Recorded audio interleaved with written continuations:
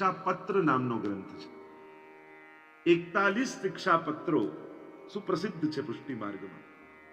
અને કદાચ કોઈ પુષ્ટિ માર્ગીય માટે અજાણ્યો ન હોવો જોઈએ, કારણ કે આ સત્સંગનો એક અભિન્ન અંગ રૂપ શિક્ષાપત્ર માનવામાં આવે છે. આના વગર પુષ્ટિ માર્ગીય સત્સંગ અધૂરો માનવામાં આવે છે. અને આપણી પ્રાચીન વાયકા એવી છે, આપણા બધાનો અનુભવ એવો છે કે કોઈ પણ શંકા આપણા જીવનમાં આવી હોય, એ લૌકિક સંબંધી હોય કે અલૌકિક સંબંધી હોય, પણ એક એવો વિવેક અને એક એવી પ્રથા આપણે ત્યાં માનવામાં આવે છે કે જ્યારે કોઈ પણ શંકા મનને ઉદ્વેગિત કરતી હોય ત્યારે શિક્ષાપત્રને ગમે ત્યાંથી ખોલો અને જો શ્લોક વાંચો તો તમારી સામે એ જ શ્લોક મળે જેમાં તમારી શંકાનું સમાધાન હોય.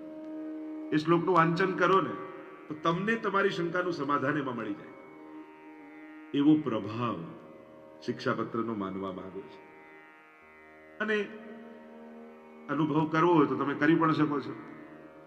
બહુ વર્ષો પૂર્વ આપણે વ્રજધામ તરફથી શિક્ષાપત્ર ગ્રંથ પ્રકાશિત કર્યો હતો.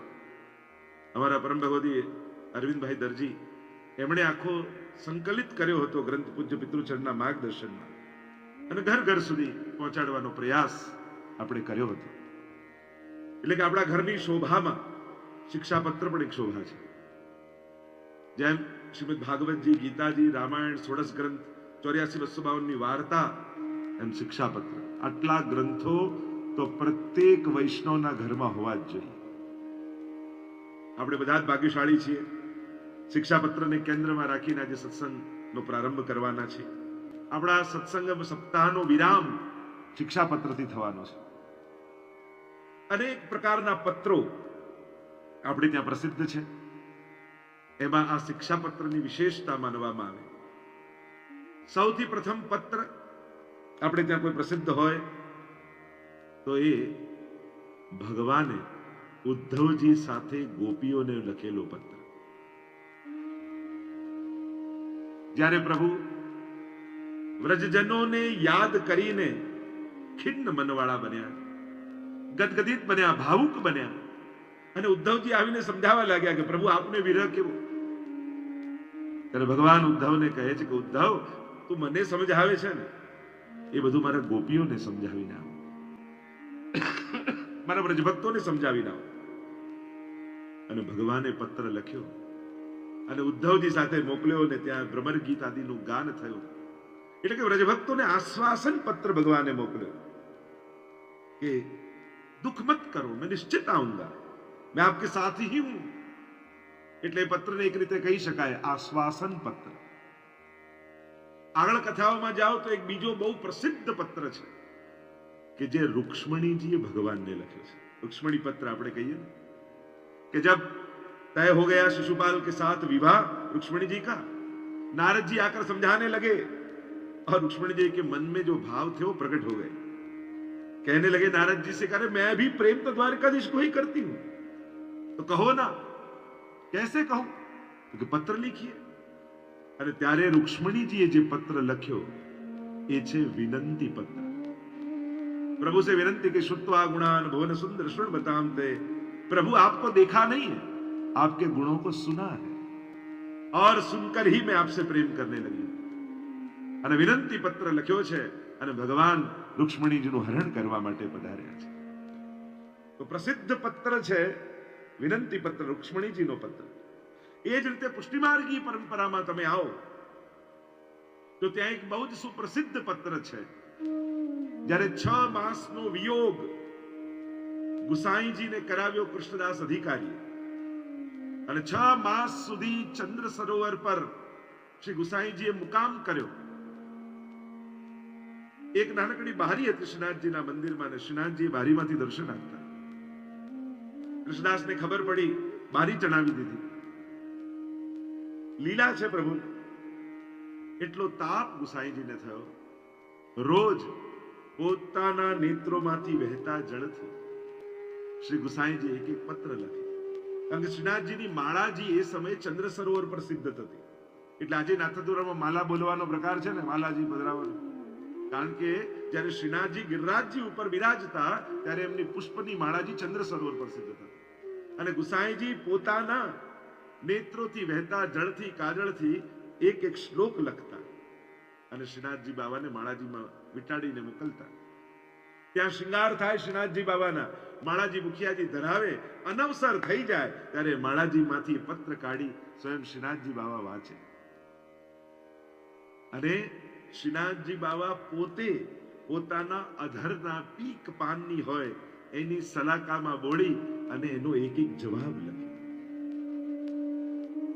અને એટલે આજે પણ એક ક્રમ પરંપરા છે કે જ્યારે રાજભોગ આરતી આદિ થઈ જાય ત્યારે માળાજી લઈ વલ્લભકુલને ધરાવવામાં, મુખિયાજી માળાજી બીડા આપે અને એ જ્યારે માલા બીડા મુખિયાજી લઈને ગુસાઈજીને ધરાવે અને જ્યારે પધારી જાય ત્યારે સ્વયં ગુસાઈજી એ બીડું ખોલે અને બીડાના એક એક પાનના પત્તા ઉપર જે પ્રશ્ન લખ્યો હોય, જે વિનંતી લખી હોય, જે વિજ્ઞપ્તિ, એને કહેવાય છે વિજ્ઞપ્તિ પત્રો. પ્રસિદ્ધ છે 9 વિજ્ઞપ્તિ ગુસાઈજીની છે. અને જ્યારે શ્રીનાથજી બાબાનો ઉત્તર ગુસાઈજી એક એક શ્લોકો એટલા અદ્ભુત છે.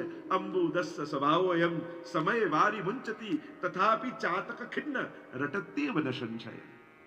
चातक को पता है कि मुझे तो स्वाति बिंदु ही पीना है, फिर भी पूरे वर्ष वो प्रतीक्षा करता रहता है.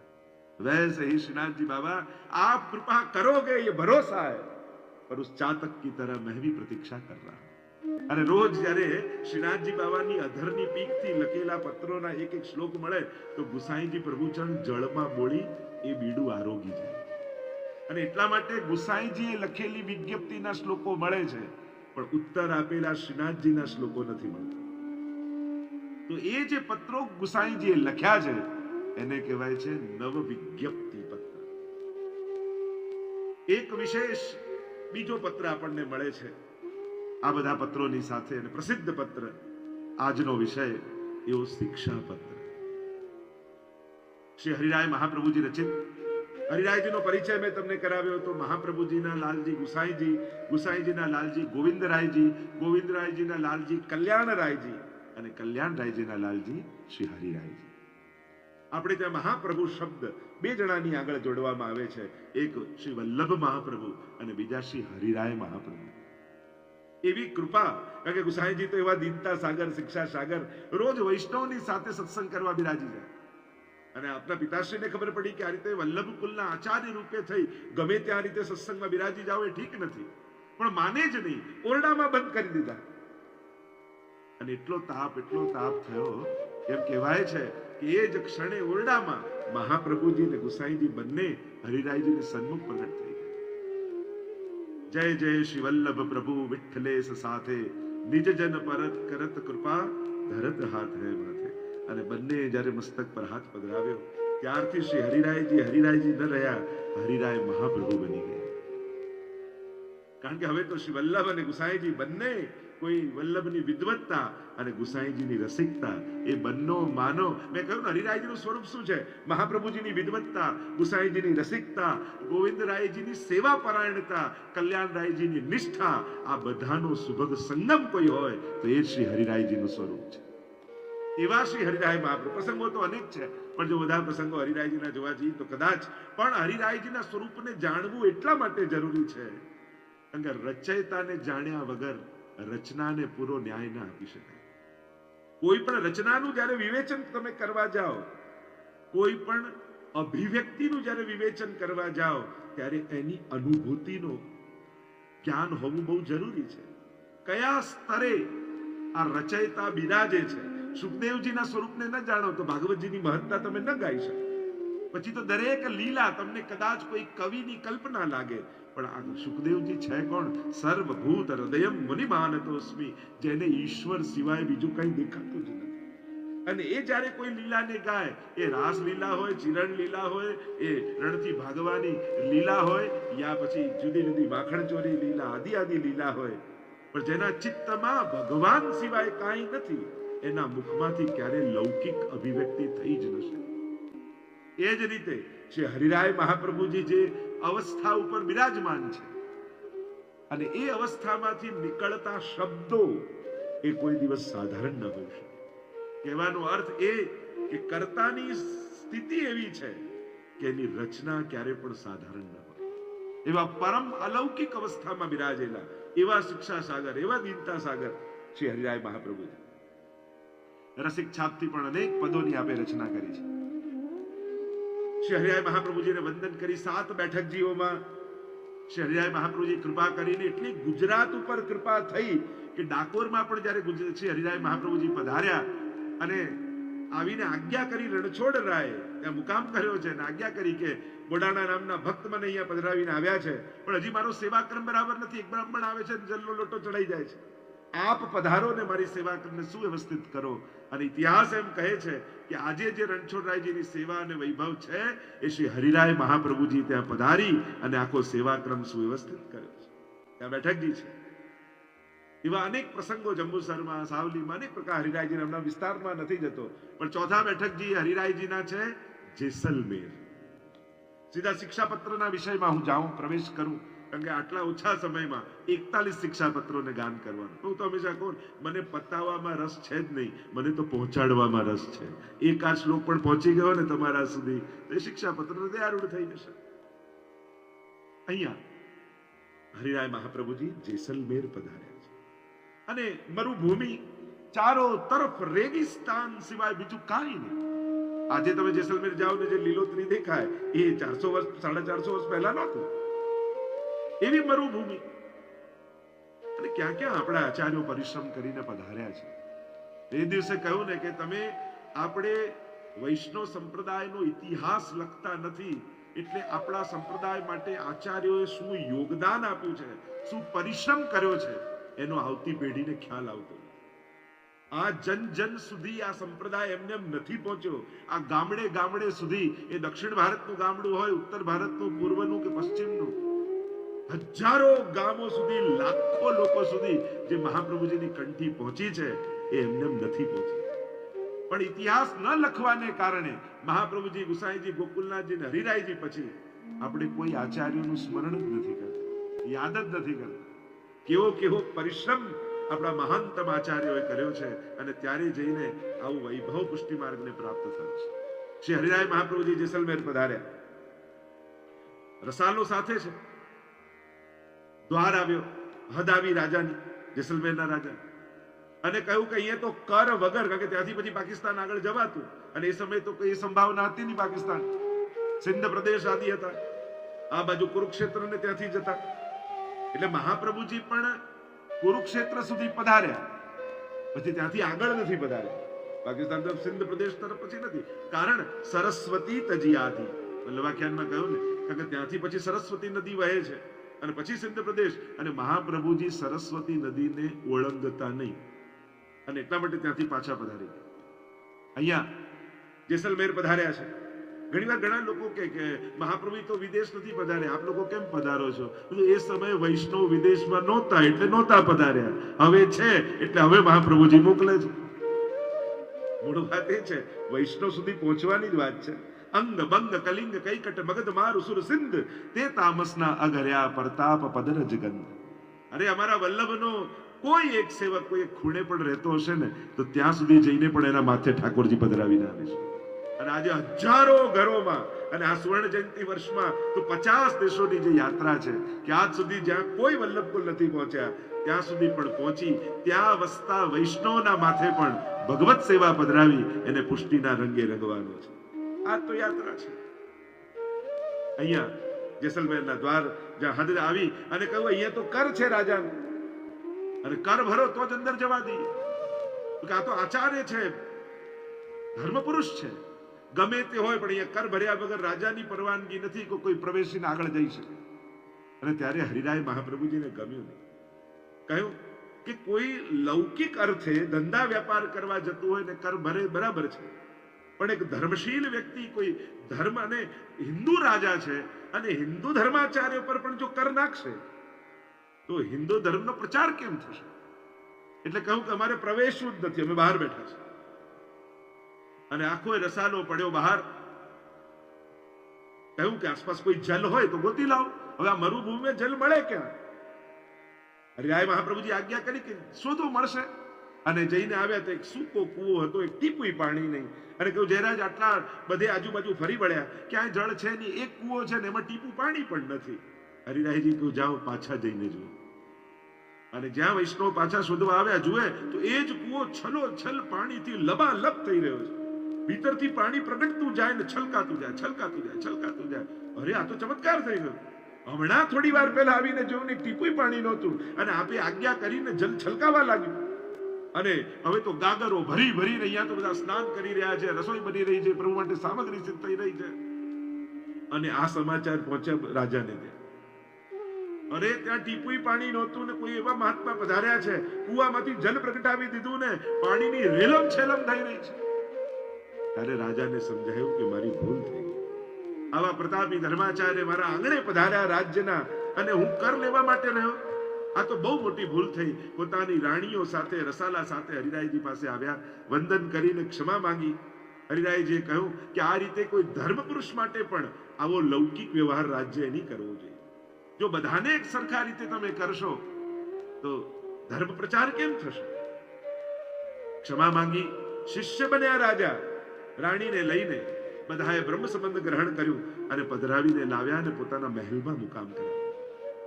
શ્રી હરિરાય મહાપ્રભુજીએ કૃપા કરી એમના ઉપર, બ્રહ્મ સંબંધ આદિ આપી અને ગિરધારીજીનું સ્વરૂપ પુષ્ટાવીને એમને સેવામાં પધરાવી દીધું. આજે પણ ત્યાં મહેલમાં તમે જાઓ તો ગિરધારીજીનું મંદિર છે. બહુ વર્ષો પૂર્વ એ જ ગિરધારીજી મંદિરની સન્મુખ ત્યાં ભગવત કથા કરવાનો અવસર મળ્યો હતો. અને એ ગિરધારીજી ત્યાં 6 માસ સુધી શ્રી હરિરાય મહાપ્રભુજી બિરાજ્યા તો ખરા, પણ વ્રજનું અનુસંધાન થવા લાગ્યું, વિઠ્ઠલનાથજીનું અનુસંધાન થવા લાગ્યું, પોતાના નિજ ભગવદી વૈષ્ણવનું સ્મરણ થવા લાગ્યું. એવો વિરહ હરિરાયજીને થવા લાગ્યો. અને જેસલમેરમાં બિરાજી અનેક ગ્રંથોની રચના કરી, અનેક કીર્તનોની રચના કરી. આપણે ત્યાં ગોવર્ધન કી રહીએ તરેટી જે કીર્તન ગાઈએ છે અને એમાં છેલ્લે કહીએ શ્રી ગિરધારીજી સો કહીએ રસિક પ્રીતમ હિત ચિત્ત કી બાતે. તો ગિરધારીજીનું સ્વરૂપ અહીંયા બિરાજે છે. શ્રી ગિરધારીજી સો કહીએ. ગિરધારીજીનું સન્મુખ જ્યારે બિરાજતા હોય અને ત્યારે વ્રજની અનુસંધાન કરે હરિરાયજી. પોતાના હૃદયની સઘળી વાતો શ્રી ગિરધારીજી સન્મુખ. આજે પણ એ દિવ્ય અને અલૌકિક સ્વરૂપ જેસલમેરમાં બિરાજે છે. આપ જ્યારે મુકામ કર્યો જેસલમેર, આપ તો ત્રિકાળ જ્ઞાતા છે. મહાપુરુષોની વાણી વ્યક્તિઓને નિમિત્ત કરીને પ્રગટે, પણ એ કેવલ કહેવાયેલા વ્યક્તિ માટે જ નથી હોતી. એ તો સમષ્ટિગત હોય છે. એ કોઈ અમુક કાળ માટે જ નથી હોતી, એ તો સર્વકાलीन હોય છે. इसलिए ये विवेक समझ ले, जब भी भगवत वाणी हो, आचार्यों की वाणी हो, तब किसी व्यक्ति को निमित्त कर कर आप कहते हैं, पर केवल उस व्यक्ति के लिए ही नहीं कहते. होती तो सबके लिए है. कोई काल में कही जाती है, पर वो केवल उस काल के लिए नहीं होती है. वो तो तीनों कालों से पर होती है, हर एक काल में सटीक होती है. जो सत्य होता है वो सनातन होता है. ये भूतकाळમાં એટલું સટીક છે, આજે પણ એટલું જ છે, આવતા 500 વર્ષ પછી પણ એટલું જ ઉપયોગી છે. અને આપ ત્રિકાળ જ્ઞાની હોવાથી આપ જાણી ગયા કે મારા લઘુ ભ્રાતા ગોપેશ્વર છે એ એમના બહુજી સાથે વિઠ્ઠલનાથજીને ખૂબ લાલ લડાવે છે. જો આજે પણ નાથદ્વારા જઈએ તો બાજુમાં જ વિઠ્ઠલનાથજીનું મંદિર છે શ્રીનાથજીની પાસે. એ શ્રી હરિરાય મહાપ્રભુજીના સેવ્ય અને શ્રી વિઠ્ઠલનાથજીને ખૂબ લાલ લડાવે છે. પણ થોડા જ સમયમાં બહુજીનો લીલા પ્રવેશ થશે, દેહાંત થશે. અને જ્યારે આટલા સેવામાં સહયોગી જો સેવા છોડી દેશે, ભૂતલનો ત્યાગ કરી દેશે, તો ગોપેશ્વરજીને ખૂબ ઉદ્વેગ થશે. અને આ ઉદ્વેગ કોઈ લૌકિક સ્વજનના જવાનો નથી, પણ એક સેવામાં સહાયક વ્યક્તિના જવાનો છે. એ જ્યારે સાથે મળી, અરે તમે વ્રજયાત્રામાં 40 દિવસ કોઈની જોડે પાલમાં જોડે રહ્યા હો ને અને છૂટા પડતા હો ને, ત્યારે ભેટીને આંખમાં આંસુ આવી જાય. 40 દિવસ કેવો આનંદ કરે. અરે 40 દિવસની વાત ક્યાં, કથામાં જેની જોડે સોફામાં બાજુમાં 7 દિવસ બેઠા હો ને, તોય તમને એમ થઈ જાય કે અરે કાલની પછી નથી મળવાનું, કાલે પછી આપણે નહીં ભેગા થઈએ. કેવું એક ઘરોપો. વૈષ્ણવની આત્મીયતા એની વ્યવહાર પૂરતી નથી હોતી, એની કંઠી સાથે જોડાયેલી હોય છે, એની આત્મભાવ સાથે જોડાય, એની વલ્લભીયપણા સાથે જોડાયેલું હોય છે. આ ભાવ આપણને હોય છે. એ મંડળમાં હોય, એ હવેલીમાં હોય, જેની જોડે સેવા કરતા હો, ત્યારે એમ થાય કે તમે નથી આવવાના. તો વિચાર કરો, આખું જીવન જેની જોડે ભગવત સેવા કરવાનો એક સંકલ્પ કર્યો હોય, એ કોઈ ભગવદી, એ ભલે પત્ની રૂપે છે, મા રૂપે છે, ભાઈ રૂપે, કોઈ પણ રૂપે. આપણે તો વાર્તા સાહિત્યમાં યા ગુસાઈજીના ઘરનો વિવેક, વલ્લભકુળનો તમે જુઓ તો ત્યાં કેવલ લૌકિક સંબંધોની મહત્તા નથી. અરે અમ્મા ક્ષત્રાણીનો પ્રસંગ જુઓ ને તમે, બંને નાના નાના બાળકો રોજ લાલન જોડે ખેલે, એના માથે જે વિરાજતા હોય, આમ ઈંટનો ભૂક્કો કરે ને એકબીજાને ઉડાડે લગાડે ને એવા ખેલ કરતા હોય, અને અમ્મા સેવા કરતા કરતા જુએ મારા લાલન જે કેવા મારા બાળકો સાથે ખેલે છે. થોડો સમય થયો ને એક બાળક ગુજરી ગયો. સેવામાંથી પહોંચીને બહાર આવે ને રડે. થોડો સમય થયો બીજો નાનું બાળક જતું. સેવા પહોંચે પછી બહાર આવીને એટલો ખેદ કરે, લાલનથી સહન ન થયું. અને લાલને ગુસાઈજીને ફરિયાદ કરી કે પ્રભુ કહેવા ગયા કે અરે આ અમ્મા રડે છે ને મારાથી જોવાતું નથી, એને સમજાવો કે એનો સાચો દીકરો તો હું છું. ગુસાઈજી બોલાવ્યા અમ્માને ને કહ્યું, અમ્મા આ તારા માથે લાલન પધરાયા છે, તારા સાચા બાળક તો એ છે, પછી રડે છે શા માટે?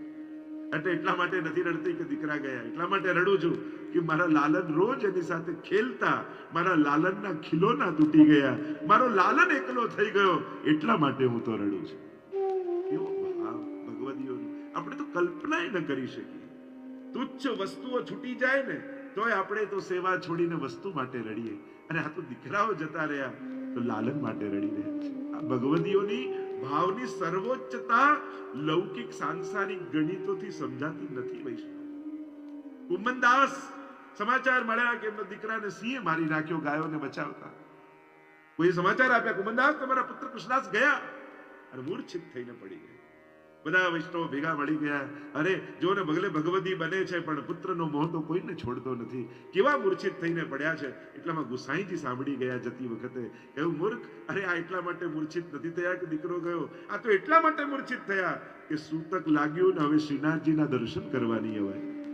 કુંમનદાસ કંસુ દર્શન કરવે આવ્યો, આવું જ્યારે ગુસાઈજી બોલ્યા ને તુરંત ઉભા થઈ સાષ્ટાંગ દંડવત ગુસાઈજીને કરી દીધા.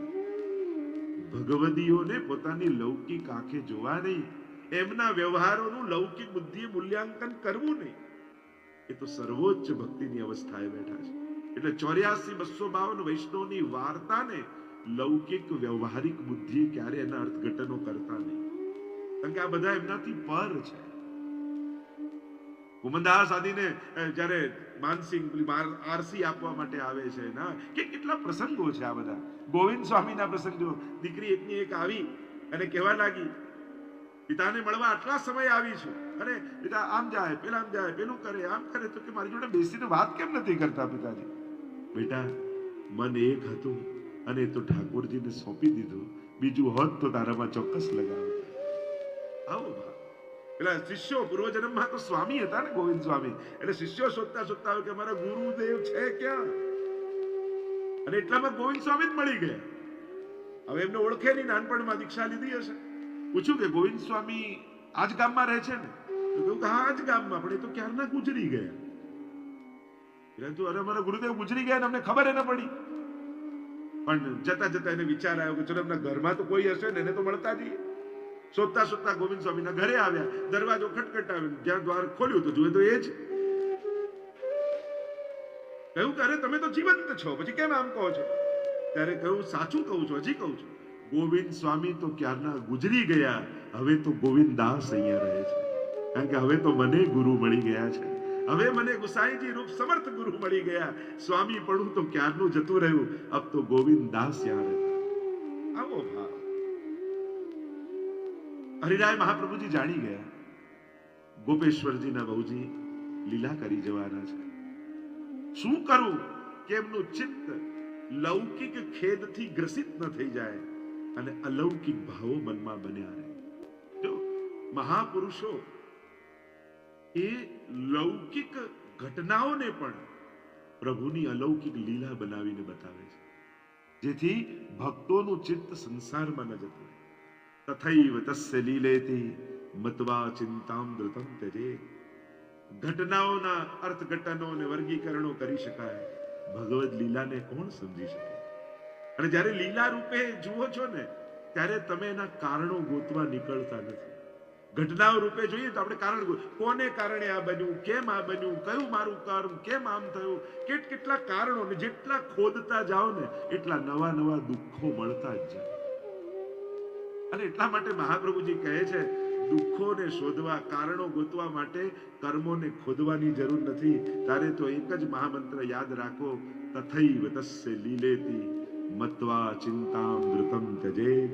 ये ठाकुर जी की लीला है. બસ આ વાક્યથી પૂર્ણ વિરામ આપી દે. ત્યાં જે વાત સમાપ્ત, ભગવદ ઈચ્છા, ભગવાનની લીલા, અને આ દ્રષ્ટિકોણથી જુઓ, પછી કાંઈ શોધવાની જરૂર નથી રહેતી. હરિરાયજીને થયું શું કરું, એટલે એમણે બાદશાહને કહ્યું કે વ્યવસ્થા કરી આપો. અહીંયાથી હું પત્ર લખતો જાઉં, અને એ પત્ર સવારે લખું ને સાંજે પહોંચી જવો જોઈએ. અને એને 8 કોષમાં સાંઢણીઓ ગોઠવી અને એવો રસ્તો ગોઠવ્યો કે સવારે પત્ર લખે હરિરાયજી, સાંજ સુધી પહોંચી જાય. અને ત્યાં ગોપેશ્વરજી ને એમના વહુજી વિઠ્ઠલનાથજીની અખંડ ભગવત સેવામાં છે. સવારથી રાત સુધી ભગવત સેવાનું સુખ લે છે, વિઠ્ઠલનાથજીના સુખનો વિચાર કરે છે. અને અહીંયાથી એક પત્ર લખે હરિરાયજી. હજી લીલા પ્રવેશ કર્યો નથી, પહેલો પત્ર લખ્યો, પણ સેવામાં એટલા વ્યસ્ત ને. અને કોઈ આવીને કહ્યું કે જયરાજ, ગોપેશ્વરજીને એમના લઘુ ભ્રાતાને, મોટા ભાઈ હરિરાયજીનો પત્ર આવ્યો છે, હા હમણાં વાંચું છું, આ ગોખલામાં રાખો ને. ગોખલામાં મૂકી દો. બીજો પત્ર આવ્યો બીજા દિવસે, ગોખલામાં રાખો ને, પછી વાંચું છું, સમય મળે. પણ સેવા કરનારને સમય હોય? જે અહર્નિશ ભગવત સેવામાં હોય એને કોઈ દિવસ સમય ન મળે. આ તો આપણે એમ કહીએ કે સમયસર ખુલવું જોઈએ. એકવાર પુષ્ટિ માર્ગીય સેવા ક્રમની પુસ્તક લઈ ક્રમ પ્રમાણે સેવા કરી જુઓ, કયો ટાઈમ સચવાય તમને ખબર પડી જશે. આ તો ખાલી બહાર દર્શન કરવા આવેલાને એ ખબર હોવી જોઈએ કે અંદર શું ચાલી રહ્યું છે. આપણી દિક્કત, તકલીફ એ છે આપણા માર્ગની, બહાર દર્શન કરવા આવેલાને એ ખબર નથી હોતી કે ભીતર આ દ્વાર બંધ છે ને બધા બેઠા નથી, અંદર તો સેવા ક્રમ ચાલી જ રહ્યો છે. અને ભીતર શું ચાલે છે એ બહાર આવનારને ખ્યાલ હોવો જોઈએ. પણ એને જ ખ્યાલ હોય જેના ઘરમાં સેવા હોય. તો તમને એ ખ્યાલ હોવો જોઈએ કે આજે આ ક્રમ હશે, આજે આવો ભોગ આવતો હશે, આજે આ રીતે ક્રમ ભીતરમાં થઈ રહ્યો હશે. એટલે તમે બહાર બેઠા બેઠા પણ અંદરની સેવાનું ચિંતન કરી શકો, આ ખ્યાલ હોવો જોઈએ. તો અહીંયા એટલી વ્યસ્તતા, માળાજી કરવાની છે, આ કરવાની છે, આ સામગ્રી કરવાની છે, એમ કરતા કરતા 5 દિવસ થઈ ગયા.